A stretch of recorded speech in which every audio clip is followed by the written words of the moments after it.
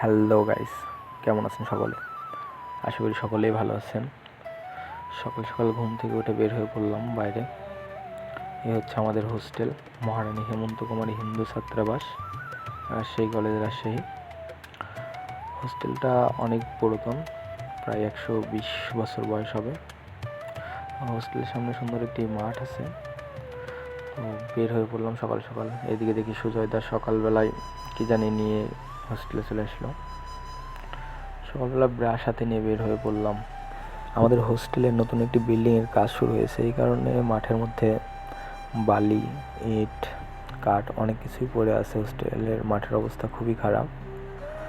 তো এদিকে কাজ চলতেছে।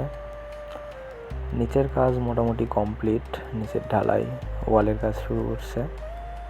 মিস্ত্রিরা সকলে কাজটা করতেছে। মোটামুটি কাজ ভালোই আগাচ্ছে। আশা করা যাচ্ছে খুব তাড়াতাড়ি বিল্ডিংটা কমপ্লিট হয়ে যাবে। আমাদের হিন্দু হোস্টেলে এখন শুধুমাত্র একটি বিল্ডিং আছে, আর একটি তো পরিত্যক্ত ঘোষণা করা হয়েছে। তো ওই একটিরই বয়স প্রায় 125 বছর, এটা নতুন হচ্ছে। এদিকে আমার বন্ধু রিমন পরিদর্শন কাজে ব্যস্ত, তিনি খুব ভালো পরিদর্শন করেন। তো তেনাকে সেই দায়িত্ব দেওয়া হয়েছে। এরপর ফ্রেশ হয়ে বের হয়ে পড়লাম বাইরে চা খাওয়ার উদ্দেশ্যে। চা না খেলে তো সকালটা পরিপূর্ণতা পায় না। এ হচ্ছে আমাদের হোস্টেলের গেট। আমার বন্ধু পিয়াস দেখি সকাল সকাল চলে এসেছে। হাই বন্ধু, কী অবস্থা? এটাই আমাদের রাজশাহী কলেজের বাস, একটি মাত্র বাস। বাসটি উপহার করেছেন 1993 সালে সেই সময়ের মাননীয় প্রধানমন্ত্রী বেগম খালেদা জিয়া। বাসটি অনেক সুন্দর দেখতে, ইউনিক, অনেক পুরাতন মডেলের বাস, তো দেখতে অনেক সুন্দর লাগে। তো এই তো আমাদের সব চায়ের দোকানগুলো, টং দোকান, গেটের সামনে চায়ের দোকান। সকাল থেকে সন্ধ্যা পর্যন্ত সবসময় প্রায় এখানে মানুষ থাকে। কলেজের স্টুডেন্টগুলো সব ক্লাসের ফাঁকে ফাঁকে এসে চা খেয়ে যায়। এই হচ্ছে আমাদের বজলু কাকার চা, অনেক মজা, চাইলে আসে খেয়ে যেতে পারেন।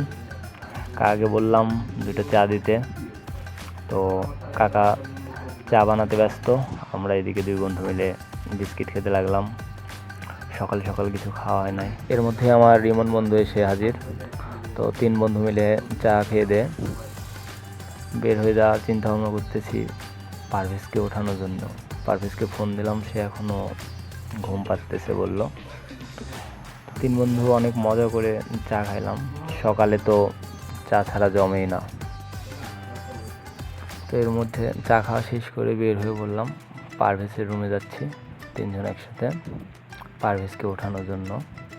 পারভেজ বন্ধু থাকে মুসলিম হোস্টেলে, রাজশাহী কলেজেরই মুসলিম হোস্টেলে। তো 2 জন গল্প করতেছে, ভাবতেছে তাই কীভাবে উঠান যায়। এসে দেখি সে কম্বল মুড়িতে শুয়ে আছে। তো টেনে উঠাইলাম তারে, উঠিয়ে তারে ফ্রেশ করে রেডি হয়ে বের হয়ে বললাম 4 জন আবার একটু আড্ডা হবে, গল্প হবে, দেন দেখা যাক কী করা যায়। তো বের হয়ে চলে আসলাম বজলু কাকার দোকানে। বজলু কাকার দোকানে এসে কিছুক্ষণ বসে আড্ডা দিয়ে সবাই সবার মতো রুমে চলে গেল। আমিও চলে আসলাম মহারানী হেমন্ত কুমারী হিন্দু ছাত্রাবাসে, আমি আর আমার রিমন বন্ধু।